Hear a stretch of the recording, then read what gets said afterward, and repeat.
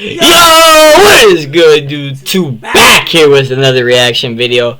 We got Ohio State football season preview. Who will be the starting quarterback?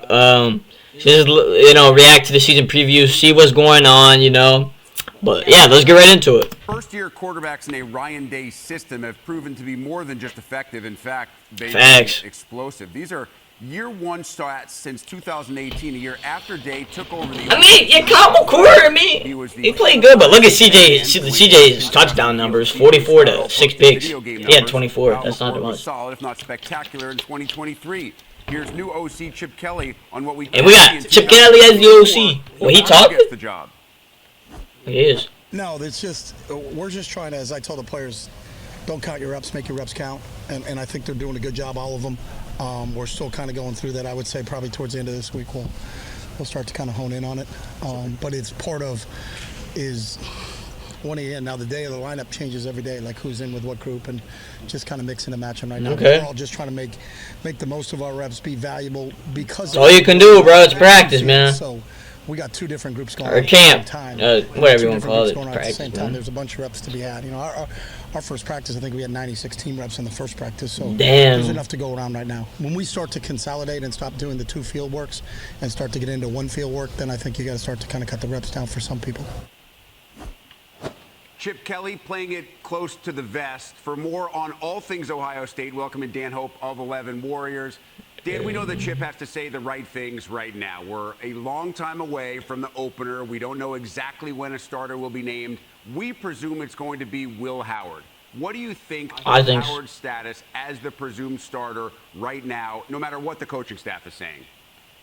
I think he's definitely the front runner. I think, based on what we've seen so far in preseason camp, the amount of first-team reps he's gotten, like you said, I don't think Chip wanted to break any news on Tuesday, but they don't give out reps randomly. There's a reason why Will Howard's been taking most of the first-team reps, and that's because he is the front runner to be the starting quarterback, and he always has been. You don't bring in a quarterback like Will Howard from the transfer portal and don't start him.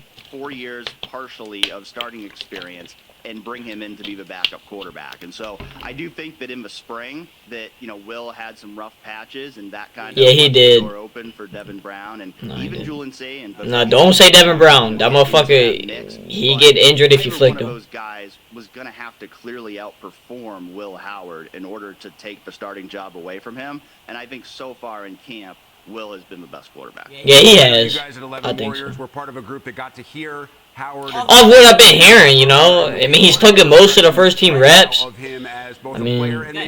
G. Scott, too. He gonna be tough. Yeah, I think as a person, as a leader. There's no more Kate Stover, bro. I'm gonna miss Stover, bro. He's tough, gritty tight end. As a leader of his team, and I think he understands his role in this offense. When you have Travion Henderson, when you have Quinshon Judkins, when you have Emeka Ibuka and Jeremiah Smith and Carnell Tate and Brandon Inniss, they don't necessarily need him to be the next C.J. Stroud or Justin Fields. They just need him to be better than Kyle McCord of this offense, and I think that's really what they're hoping that he can be as someone who has 27 games of starting experience under his belt. I don't think that he has necessarily that same deep passing ability as a C.J. Stroud had for Ohio State a couple years ago, but I think he's been effective in camp in the short and intermediate. The thing about Will Howard, bro, he's a dual threat, though. You gotta think, C.J. Stroud in college, bro, he never ran, bro. Pocket collapses, he would just stand and take the sack, bro. If you watch his rookie season last year, bro, like his historic NFL rookie season, one of the best rookie seasons by quarterback ever. He would, the pocket collapsed. He would, get outside the pocket, throw on the run or take off for the first, get more yards. He just never done it at Ohio State. Will Howard does that. He may not have the deep ball, like he just said, as a C.J. Stroud, but if he, if he can run, bro, the highlight show of him at Kansas State, bro, is good. Man, that's good enough. And then he also gives them that running threat, which is something they really haven't had at the quarterback. That's what I'm saying. Yeah. Something that both Ryan Day and Chip Kelly have identified that they need more of from the quarterback position this year. Yeah, you need mobility. Former quarterbacks, we could throw Justin Fields in there as well. It appears, at least on the surface, that Howard is more of a Kyle McCord than he was a Haskins or a Stroud or yeah. so does that mean that the offensive philosophy this year is much more in line than what we saw in 2023, as opposed to when we saw those quarterbacks putting up monster numbers in previous years? Yeah, I mean, I wouldn't expect, Will Howard's going to go out and throw for 5,000 yards. I think that would be unrealistic expectations. But I think the good thing for this offense is, again, you have Travion Henderson and you have Quinshon Judkins. That's what I'm saying. You don't necessarily need to have huge passing numbers for this to be an effective. Yeah, I mean, you got the ground game. You got Judkins and fucking Henderson, bro. Let them cook. Now, at the same time, you have, Jeremiah Smith, who's maybe the most exciting freshman in the country. That's what I'm saying. Buka, who's one of the best receivers in college football. Cornell Tate, Brandon Innis, who there's very high expectations for both of them going into their sophomore year at wide receiver. So even without Marvin Harrison Jr., this still might be the best receiving core in the country. Nah, it is the best receiving core. I still expect this to be an explosive offense through the air. I don't know, again, that you can expect Will Howard to make all the throws that C.J. Stroud. Yeah, you're right about that. You don't know. Yeah. The thing you see in practice, too, is sometimes Will might be a little bit off with that deep ball, but Jeremiah or Carnell can still go make a play on. Yeah, that's what I'm saying. If it's underthrown or, that against, Denzel Burke and Davison Igbinosun, you'd expect they can do that against pretty much any team in the country. Yeah, and it was facts. Because Igbinosun and Burke, they some dogs. Don't get tricked to who again on defense. At the NFL level, it's just not a fair comparison right now. You've already answered any questions I was going to have about the receiver room because it is remarkably loaded, and it's crazy what they continue to do at that position, producing NFL. Brian Hartline. If you want to be a first-round draft pick, NFL future superstar, come to the O, bro. Come to Ohio State, man. We got you. Come in and maybe a part of this room as well. I know so much has to be decided, but if you were to guess, is this a scenario where we begin splitting carries and ultimately decide on one guy, or do you think both guys will get heavy usage if they both guys will probably get heavy usage. Both guys will get heavy usage. Yeah, that's what I'm agreeing. I mean, I think these are two guys you could put. You can't really leave one off the field in college football, and so I don't think the plan is ever going to be for one guy to sit on the bench for an entire game and watch the other guy run. I think, especially when you factor in what this team wants to do, which is, of course, get to the national championship game. That means playing at least 16 games. And so I think the idea of being able to split carries for both of those guys throughout the season improves the likelihood that you're going to be able to keep. And plus, we got, man, what's his name, bro? Fuck, I can't think of his name. What is his name, bro? We got Sam Williams-Dixon, the freshman, running back. He gonna be good, and then we got, dude, what's the other dude's name? Ohio State needs them to play. They can give them some quality carries. I can't think of it. Let me look up one on my phone, bro. What is his name, bro? Let me pause the video real quick. What is his name? Hold up. What is his name?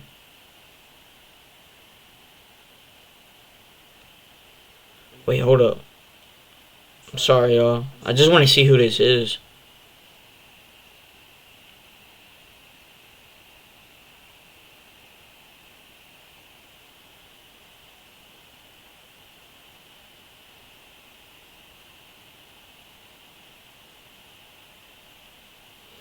Yeah, let me see. Let me see. Hold up, man. I gotta know who it is. I don't know who it is. My phone acting up, bro. Who is it?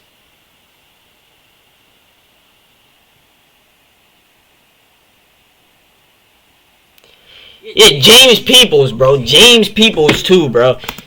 So like, even if one of them guys goes down, bro, and you got man, you got them both. That two-headed monster down the stretch run. Of course, you have to have guys blocking, and the offensive line has seemingly been a huge part of the conversation over the last 2 years. Yeah, the old line, I'm kind of low, you know what I mean?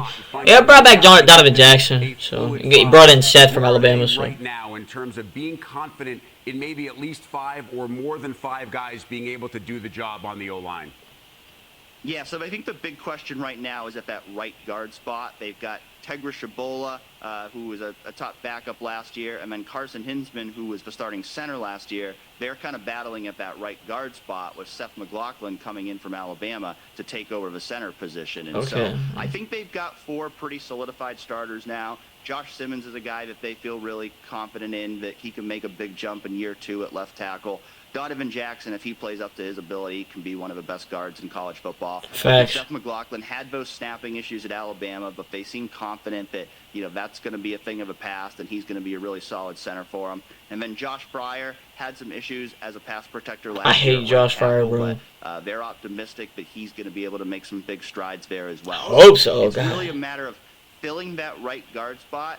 They like what they've seen from both Tegra Shabola and Carson Hinsman. Don't think they're at the point yet of being ready to name either one of those guys a starter, so that still remains the question mark spot. But I do think there's more cautious optimism on this offensive line this year than there was at this time a year ago. Yeah, last year we knew pretty much. Talk more about the offense when it's a Ryan Day and now Chip Kelly led offense.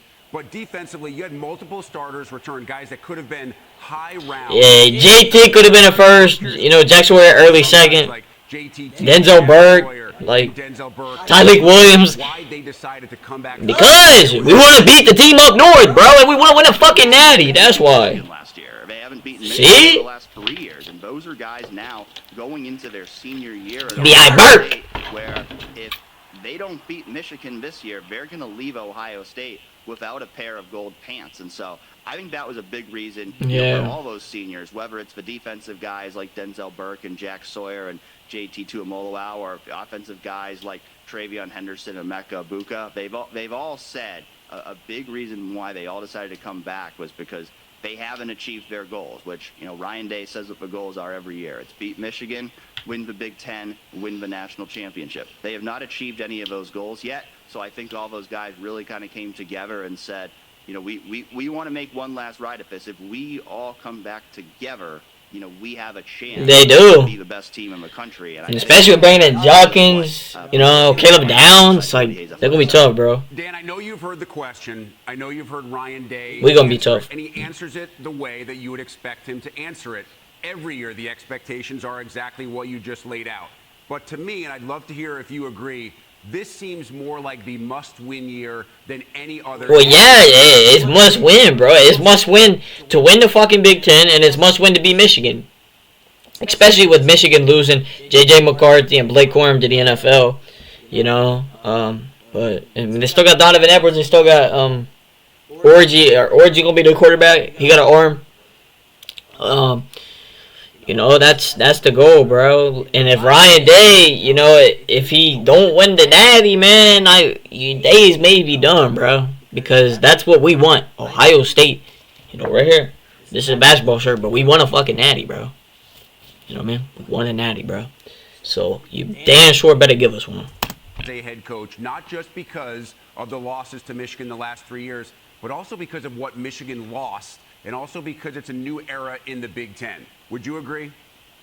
Yeah, I agree completely. I mean, you see your rivals go and win the national championship. Yeah, that shit's sick. After you I'm about to fucking throw up. I mean, 100% that game at the end of November, that's the one Ryan Day really needs to win. But I think really there is that, quote-unquote, natty or bust mindset. That's what I'm saying. This year, because, this roster, I think, maybe, 2019 was up there, but other than that, this is the best roster Ryan Day has had in Columbus. And I think it is. This is the roster. If you don't win with this roster, then there's going to be questions because there's just so much talent. There's fucking talent fucking across the board. Motherfucker, if you don't win, Ryan Day, your ass is out of Columbus, motherfucker. You're out. So you just look at the talent they have across the board.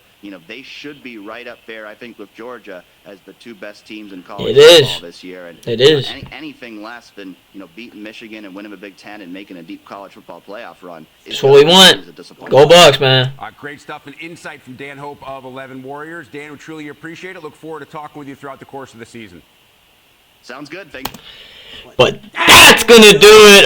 You know what I mean?